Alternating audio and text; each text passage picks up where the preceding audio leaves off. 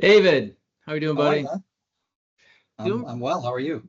amazing, amazing, Good. really good. Thanks for agreeing to do this. This will be fun. Sure. Of course. I'm already excited because I see all the running stuff in the background. It's gonna be Oh yeah.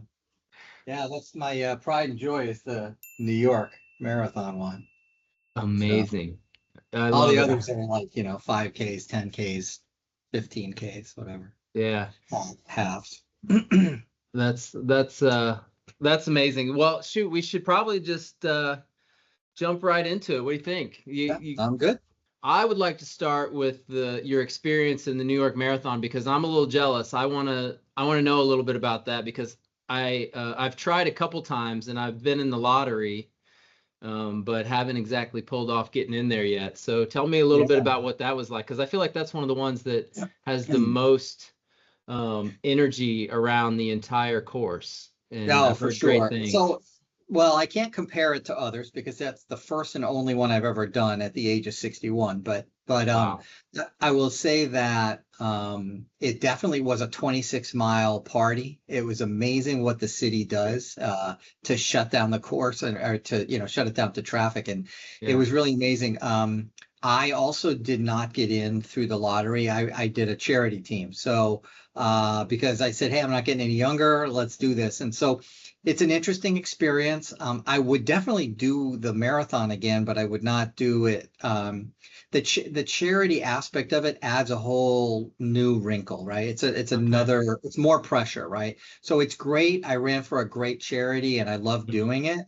But it's you turn into the guy that's like bugging your coworkers and Right. that I hate being that guy. And, Same. and the thing about the charity teams is that whatever your bottom line pledge is, if you don't raise it, you pay it. You pay it. Yeah, And so that was another challenge. And then, of course, New York, knowing that it's the weekend of the marathon, they really gouge you.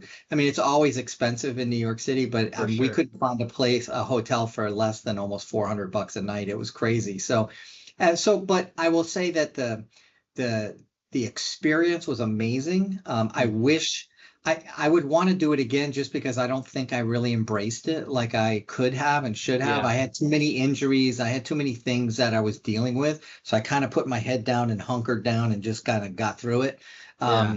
But it was a really amazing. They say it's the hilliest of the major marathons, and it kind of was. And I will just not to belabor the point, but I will just say this. Once one of the people on my team told me that they had taken the Staten Island ferry over to Staten Island where it starts. Hmm. And she scared me because she said she got over there fine, but then she was waiting for a bus to bring her to the start line. And by the time she got on a bus, she got to the start line, and her wave had already left. And so it Oh man. freaked me out, freaked me Yeah. out.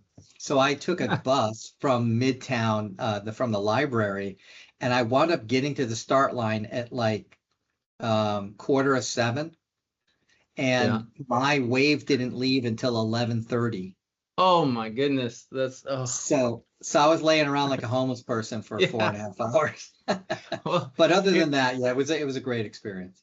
that's amazing. Well, I was getting ready to say you like to show, there's things that you got to handle before you take off and run 26 miles. There's Yeah, usually yeah, lines for the porta potties and things like that. yeah. But you were there so early that you didn't have to worry much about that, I would imagine. Yeah, no, I That's was just by the time it started, I was exhausted already. I bet. Well, you probably had 10,000 steps in, just Yeah, you got your day's worth of steps in just getting there and walking around yeah. beforehand. Well, Now it was quite an experience. that's really cool. I'm a runner. I love running. I'm trying to find folks in the eDiscovery space that like to run so I can show up in whatever city they're in, and maybe instead of going sitting at a coffee shop or grabbing a lunch, we can go for a little jog Yeah. and talk about work. I haven't had too many folks take me up on it yet, but I think it's a great idea. Well, you look kind of fast, so man, I might balk at that too. Well, yeah, I was at one point in time. I felt like I was kind of fast, but I just like logging the miles now. I'm Yeah, I hear slowing it you. down. I'm slowing I it hear you. down. Good So for you. what got you into this crazy business? Most of my friends don't even know that Lit Support or eDiscovery or any of that exists. They have no idea. Sure. There was an old episode of Friends back in the day. I don't know if you watched that show, but the character Chandler Bing, Mhm. none of them knew what he did for a living. Right, And right, right. that's kind of how I feel, right? Nobody even, they're like, you do what with lawyers need what? Like, and so, Yeah. so clearly we didn't just hear about this and jump into it. So how did you wind up getting in the Sure. space? So my background is, so a lot of folks that have this role come to it from the tech side. So they're IT folks. I came to it from the legal side. So I went to law school.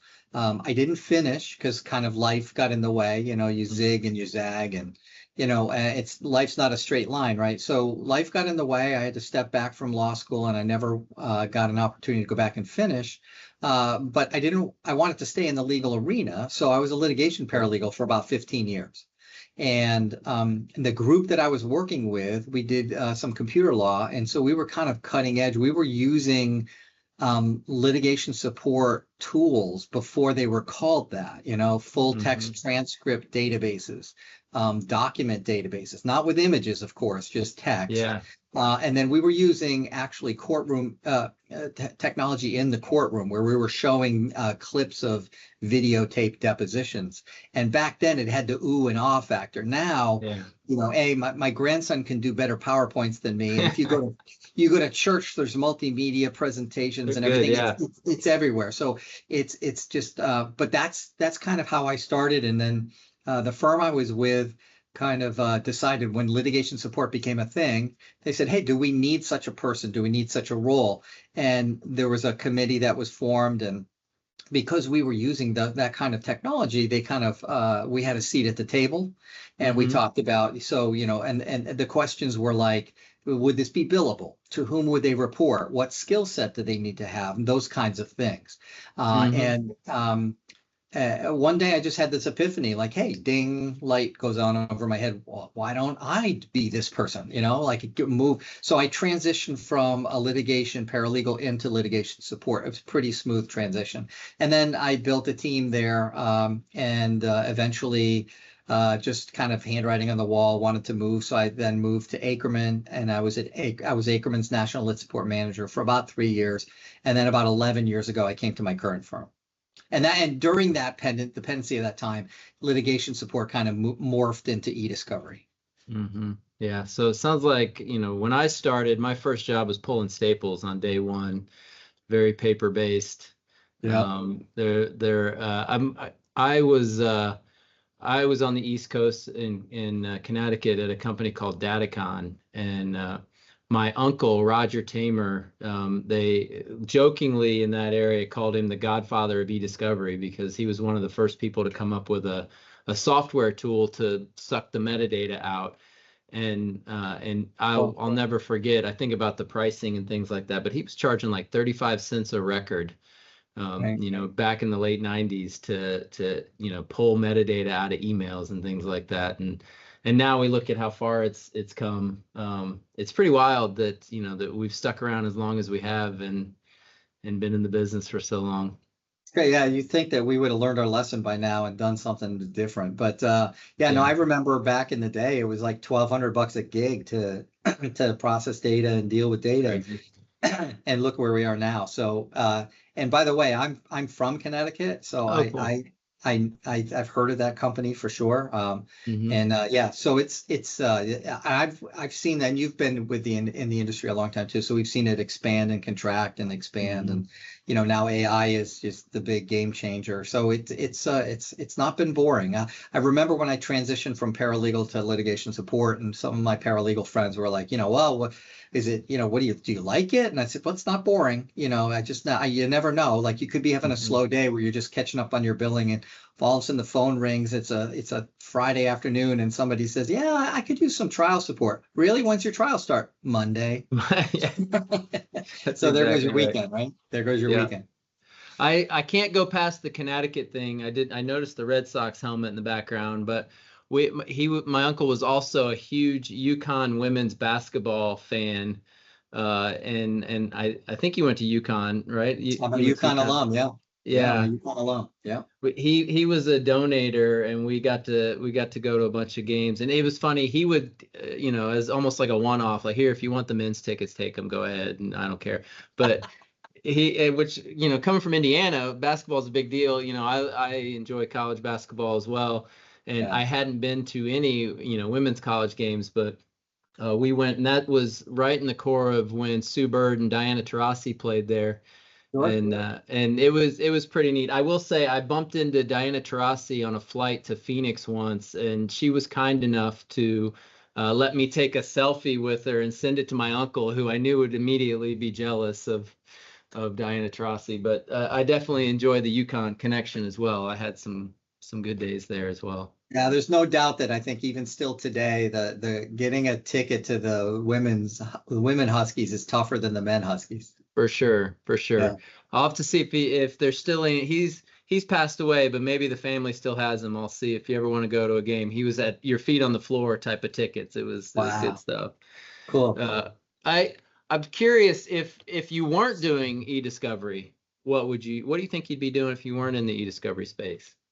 Phew, that's a good question. I mean, I was a bartender for many years in college and law school, Oh, wow. but that's not a career. That's It can be. It can be. There's, I got a couple buddies that are solid, high end, St. Elmo's here in Indy. You're a bartender at St. Elmo's. You're killing it. Anthony's Chop House here in Indy. Oh, sure. You're making six figures at those places, I bet.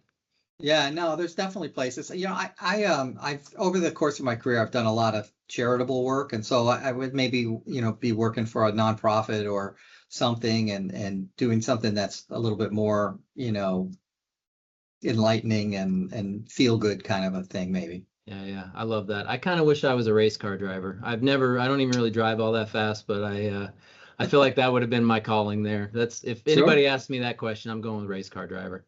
Okay, I'll say astronaut. How about that? There we go. That's actually what I wanted to do when I was like 5, but and I realized all the math involved, I wasn't going to make it. Oh yeah, I couldn't do the math.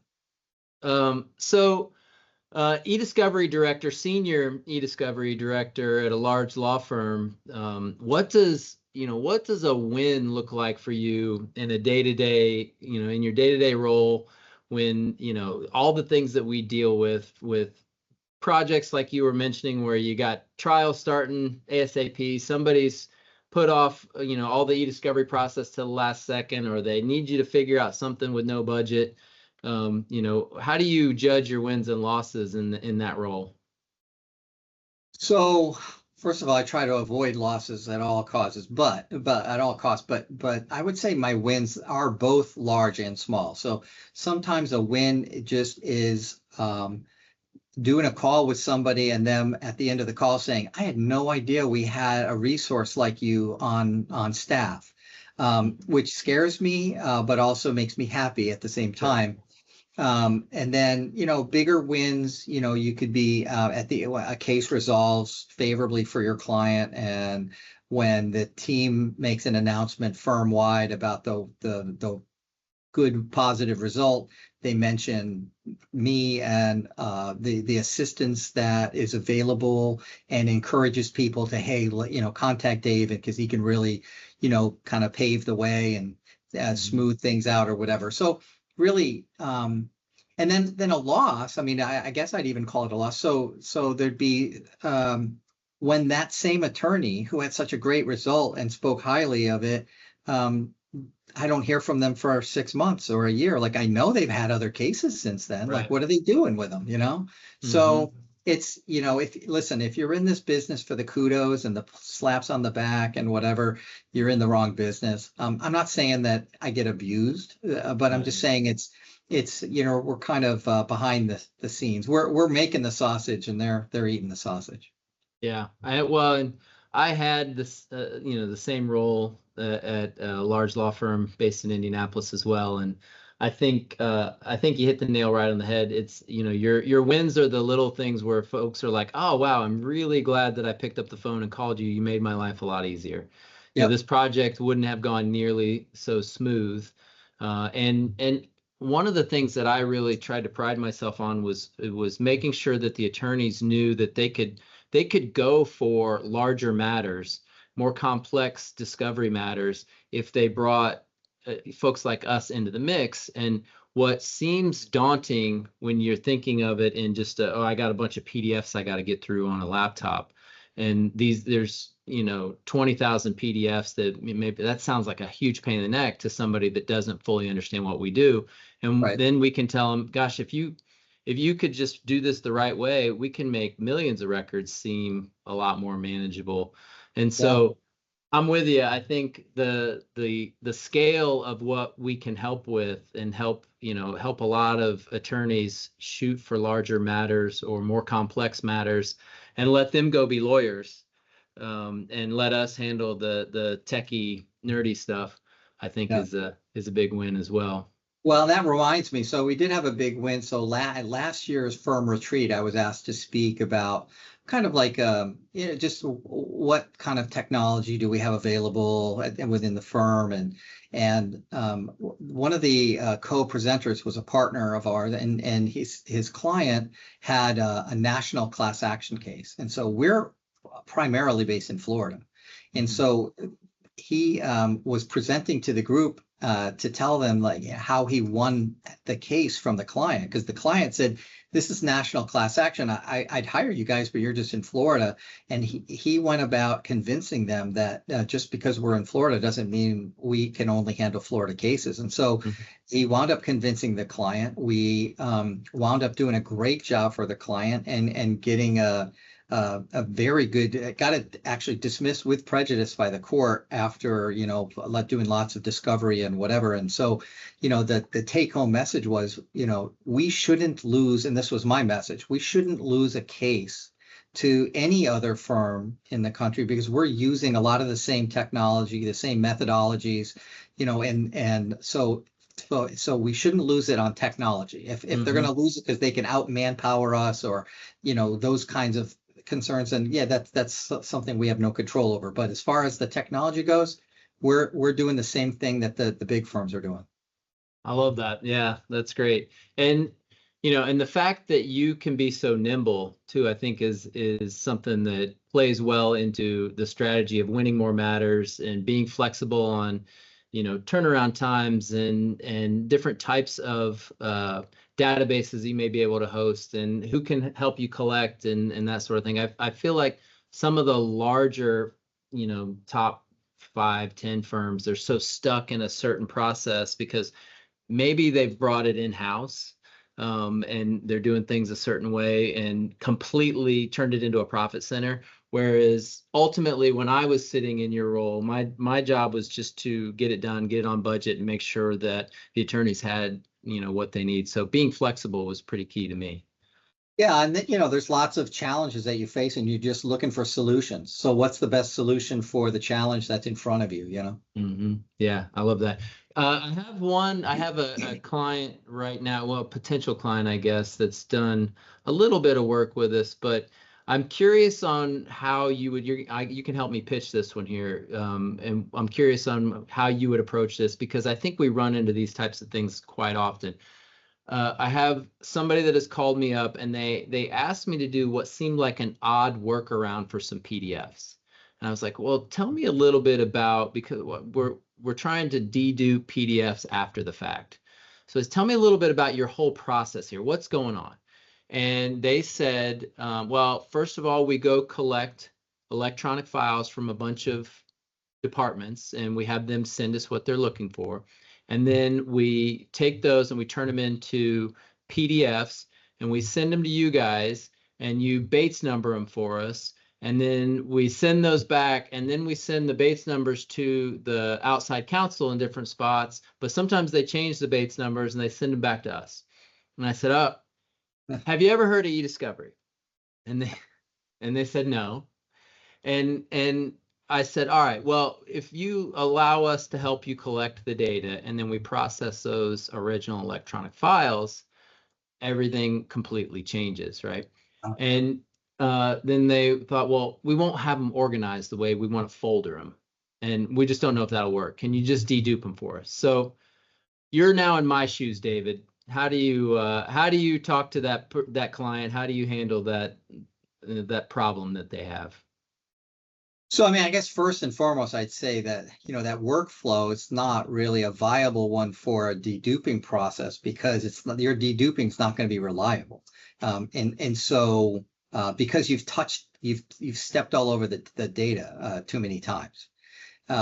So that's first and foremost. So, what I try to say, and I tell people this, I'm like, believe me, this is not just job security for me, but whenever our clients use eDiscovery technology, the client's legal spend always goes down for this piece of it. I can't speak to everything else, like motion practice and all that, but as far as dealing with the technology, it not only becomes repeatable and defensible and withstands scrutiny by courts and the other side and whatever, but it also streamlines the process, makes it cost effective and efficient.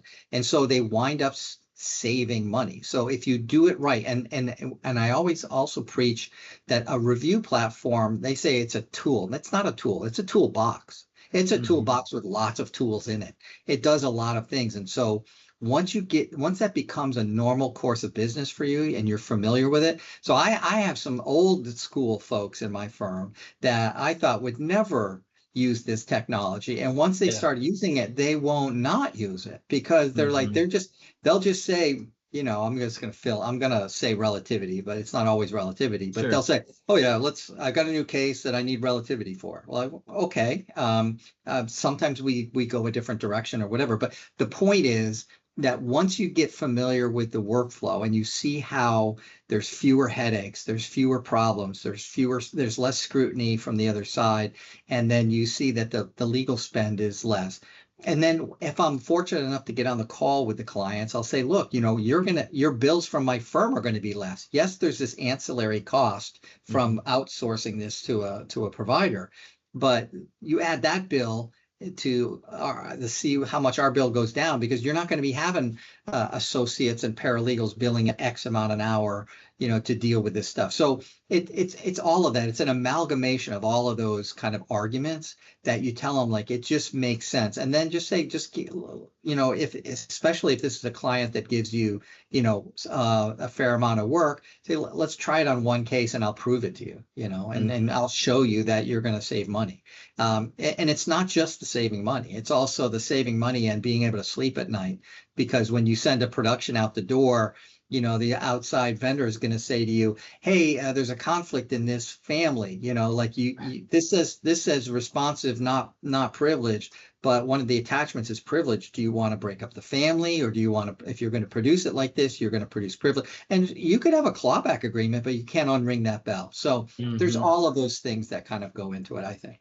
I love it. Yeah. And one of the things that I always like to tell folks is, especially the attorneys in-house, is that they've been given a budget typically by their client, and we can kind of work backwards from that budget and help them prioritize the electronic documents and the processing the documents, and then reviewing the most important documents, the key terms, the key custodians, the key date range, and start working backwards. Do you run into attorneys that struggle with using folks like us because they look at it as a ding on their potential hours that they could bill? And if so, how do you deal with that? I know it's something that pops up in my world from time to time.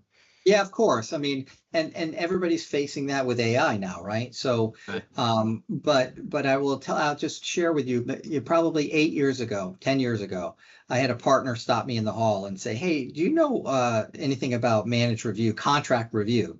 And I said, absolutely. Let's go into your office. And we sat down, and I said, first, before I start, talking about this, why are you asking me this? Like, how did you become aware of it?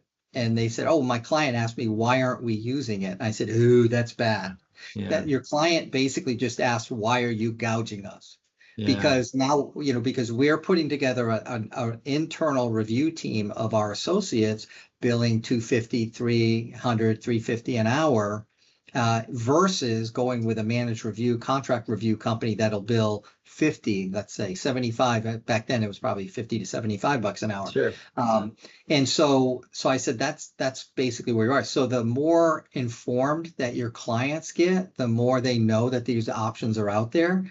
And so that's another reason why you're almost kind of being pushed into having to use it, because if you don't, you're not giving the client, good return on their investment and their legal spend. So, I mean, absolutely. I mean, I remember back when I was training some automation. I had attorneys say, well, if you're going to make me so efficient, how am I going to meet my billable goals? And I would say, shame on you for asking that question. But how many cases have you had where you didn't have time to do a chronology? You didn't have time to do some meaty kind of substantive work because you were so bogged down in doing document review. Well, now, we can streamline the document review so you have time to do the substantive stuff, or you can delegate. So have the more mundane tasks, delegate that to the lower billing, attorneys, and the needs further review or the QC, have that to the higher billing attorneys, and so on. So yeah, I mean, there's certainly ways to approach it. I've noticed a handful of times, not always, but there are a lot of folks too that maybe don't think about the production coming to you, after you've produced, and all of a sudden now we're like, oh crud, we've spent a bunch of our budget, reviewing documents with associates and paralegals and things like that, and now we've kind of got to go through the documents that have been produced to us. And I developed some fans over the years by jumping in with the technology on the back end, that sort of thing. And then they're like, all right, concept clustering and things like that, where you can figure out, so they've produced them to you, so you don't know what it is, but then you can figure it out pretty quickly using technology, to your point. Yeah, and now they're like, next time around, they're like, all right, I'll give you a shot this time. I mean, let's do some of that fancy. What was that email threading that you did? That was really cool. Like, how can we do that on the front end now? Yeah.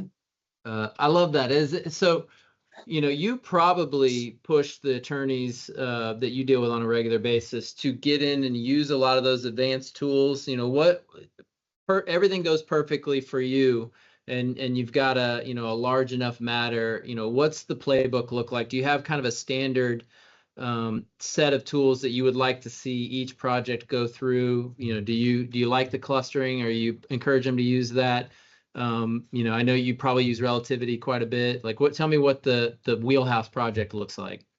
I think concept clustering was good. And again, the example is always like, you don't know what you don't know, right? So it's not being trained. You're just saying, okay, like, here's my stuff, like, organize it for me. And then you start looking at it, doing a deeper dive. And, the whole Enron set, you're like, oh, well, why is this person communicating with this person? Who the hell are they? And then you figure it out, like, oh, and then you also figure out that there's code names for these, funds that they have over here and there, whatever. Yeah. So that's how you kind of figure out the case. But not, hopefully most cases aren't, I don't know what I don't know. Hopefully about the case. And so we found machine learning analytics to be a game changer for us, because, you educate the system through all of your decisions.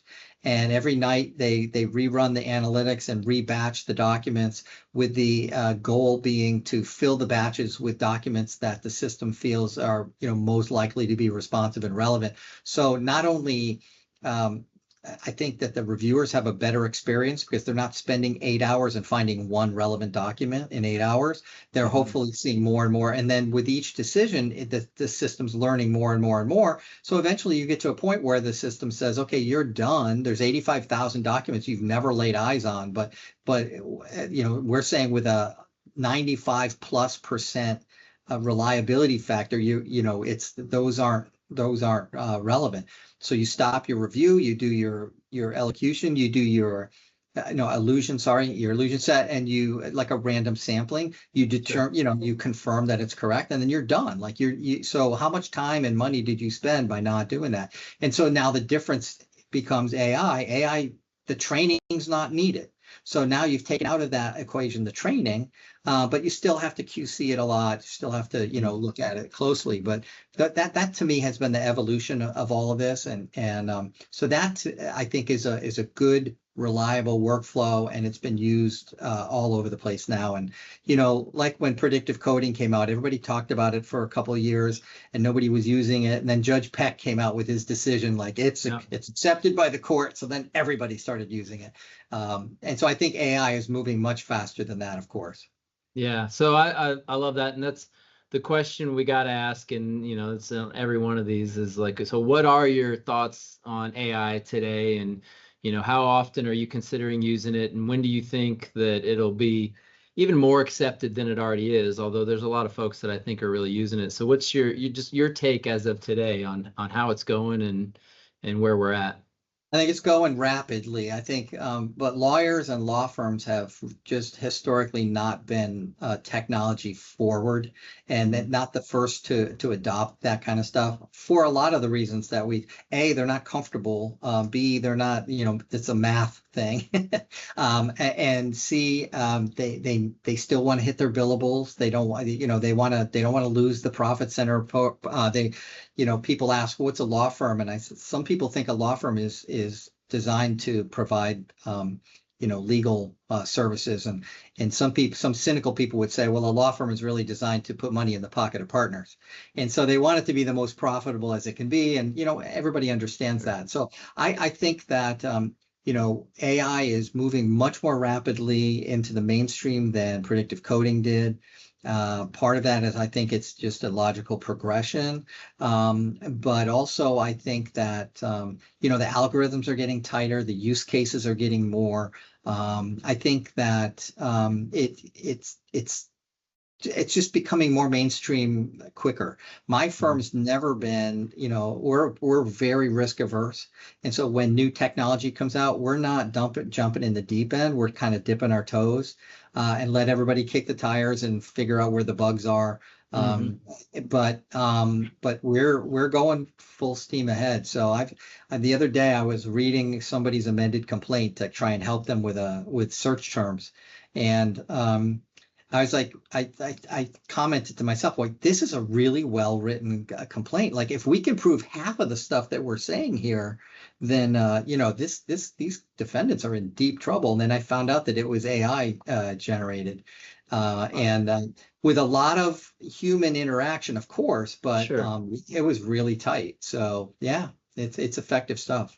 I think it is too. And it's interesting because AI is so available outside of what we do, right? We all have it on our phones. We've all tried it. My 10-year-old has, I talked him into getting Chat GPT on his phone and he's asking questions and things along those lines. So it's so available that I think, predictive coding, for example, it was the time you needed it as an attorney in a matter, you ran it and you tried to see if it worked. I think AI is moving so much faster because we all have it at our fingertips on some level and can have it on our phone and ask it questions. So I still argue with Chat GPT every now and again when I'm asking it to do something for me. And it's probably me not asking the questions the right way, but so I know it's still not perfect, but we're definitely getting closer, and I think people are getting used to trusting it a little bit more. Well, it's funny. I have a daughter that's going to be a junior in high school, and I was looking at one of her papers from last year, and I was just kind of going over it really quickly, and in there was the word whilst, and I said, "All right, shut up. You've never No used way. that word in your entire life." So I Oh, said, that's "This so is Chat GPT, isn't it?" And she said, "Ah, how do you know?" busted, And busted. busted. But yeah, so now you're seeing all the teachers saying that they've got some software that'll kind of root it out because there's some certain key phrases and words and the way that it crafts things and all that. So it's whatever. To your point, we're inundated with it, and there's a lot of everywhere you look, it's out there. So that's another reason why I think it's getting into the mainstream that much quicker. Mhm. Yeah, it's funny you bring up your daughter's experience there. My kids just started school yesterday, and one of my daughters is a freshman, and she said, "Dad, I've got a teacher that kind of reminds me of you." And I was like, "Oh, cool! Like, is he Oh, super you got a cool handsome?" teacher. Yeah, and it was like, "No, that's not it at all." But what she had said was, he's the only teacher that she's ever had and that they've heard of that said, AI is here, it's gonna be here, we might as well figure out how to use it together and let's learn a little bit about it. Where I think a lot of the teachers are more along the lines of don't touch it, it's cheating. And this guy, so I was a little refreshed that I kind of agree with that. I don't like the old bah humbug, let's not use our apps and our cell phones and things like that. I like the idea of like, all right, this stuff's here, let's figure out how to use it the right way. Yeah. YouTube can be there to teach us things, even TikTok to some degree. And in those, like, if you follow the right people and you follow the right accounts, some of these things are going to teach us. how to do certain things rather than just be a brain dead scrolling situation. So Well, it's a more realistic approach. Don't be afraid of it, right? It's there. And to me, the analogy I would give is back in the day, they'd say for math classes, you can't use calculators. Like, yeah. well, I mean, why not? So now you still have to show your work, so that's okay, but you use calculators, so why should I, labor over this one problem for 45 minutes when I can do it in 15 minutes? I still have to show my work. You're going to still I'll show you the breadcrumbs of how I got to the answer, and we're all good. All those teachers back in the day that told us you're not going to have a calculator in your pocket for the rest of your life. Liars. Sure enough, Liars. yeah. Oh man, this is good. So let's do a couple fun ones, and then I'll get you out of here. Okay. Give me a fun vacation. Do you go running on your vacations, or do you just sitting on the beach? Where's your best vacation? What's that look like? I don't run religiously on vacations, but sometimes I'll get up just to kind of shake out things a little bit. But so my wife and I love traveling, and we've been fortunate enough to, yeah, and I travel on a budget. So, all my friends think that I've somehow hit the lottery or whatever. I'm like, no, you don't understand. Like I'm traveling for, like, when you go on a trip, cut that in half, and that's about what I spend for the same trip, and so we're not the mint on the pillow, turn down service kind of people. For me, a hotel it's got to be safe and clean. Other than that, I don't really care if there's a tram or a train right across the street that'll bring me into the city and I'm 20 minutes outside. I'm okay with that. So, but we've been fortunate enough to travel a lot of different places, and I would say the two tied at the top, I think the two best trips we've been on was last year. My wife and I went to Tuscany, and we rented a car and drove all over the place. So we went to like 6 or 7 different towns while we were there, which was awesome. And then we've also been to Ireland, and I actually drove in Ireland too and didn't kill anybody, Nice. which Well is done. good. I did not pull a Matthew Broderick, and and yeah, so that was really cool. We drove all over the country as well. So yeah, we like to be kind of adventurous, do some hiking and that kind of stuff, and just really just get a feel for like even the neighborhoods and stuff. That's cool. I love that. Yeah. I Ray Biederman, our CEO, is in Scotland right now, and I stole his office. So he's Nice. this will probably be out before he's back, and he may be like, "What in the world is he doing in my?" I'll get busted. There's crumbs in his keyboard, and yeah. Yeah, I'm trying not to completely destroy the place, but I'm gonna leave somewhat of a mess. What about, are you a social media guy? Are you on social media at all? Is that a thing for you? Given the political environment these days, I've tried to cut back, scale back on that. I've learned that it doesn't even matter what side you're on. You're not convincing the other side. So as crazed as you get, as upset as you get, it's wasted effort. And so I've tried to at least stop on anything like that, engaging in that area in that way. But I'm an old man, so I do Facebook. I don't have Instagram. I don't have Snapchat. I don't have any of that stuff. But I'm familiar with it. I'm aware of it. So LinkedIn and Facebook are really all that I do. I like that. So based on the last two answers, if we went back to what you would be doing if you weren't in lit support, I think you would be a Facebook travel agent, and you could be out there. You could be out there getting people, the best trips to Tuscany on a budget. I could totally do that. In fact, I tell all my colleagues and coworkers, I give them like, go to this website and do this and do that. And we've even traveled. My wife and I have done trips on Groupons. Wow. Believe it. Yeah, That's we went amazing. to London, Paris, and Rome on a Groupon trip, and it was amazing. I need to. So I have a daughter in travel softball, and we're constantly doing the travel circuit all over, mainly the Midwest, sometimes down in Florida and whatnot.